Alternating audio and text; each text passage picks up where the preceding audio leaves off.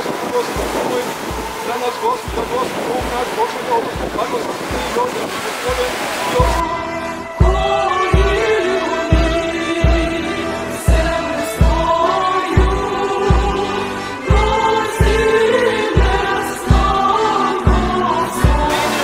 Ona će da ide da nosi krst što dalje tamo, kad ona spusti krst, ja ću da vam kažem kada krenete, tad krećete, pa ko?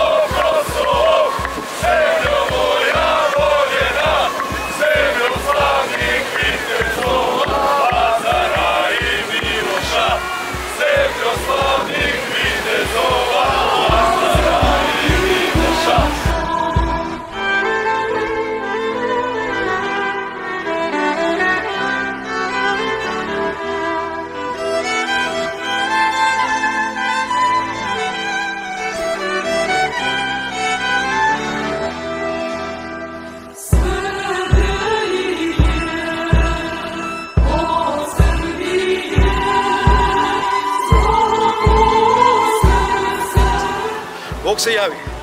Evo danas smo u Hallandale Beach, City Beach, po 7. put u našoj parohiji da se okupljamo na bogojavljansko plivanje za čast i krst. Imali smo svetu liturgiju, jutro su 10 sati u našem hramu, veliko vodoosvećenje i nakon toga svi zajedno iz crkve i oni koji nisu stigli da budu u crkvi došli su ovde na plažu gde smo se okupili posle jedne molitve koja ide uz to i blagoslova Božjeg, onda smo bacili krst za plivanje i onda su naši mladi krenuli put okeana da bi neko od njih uspio prvi da dođe do krsta i Bogu hvala danas je Luka bio taj, naš novi sugrađanin ovde, divan dečko, vaterpolista.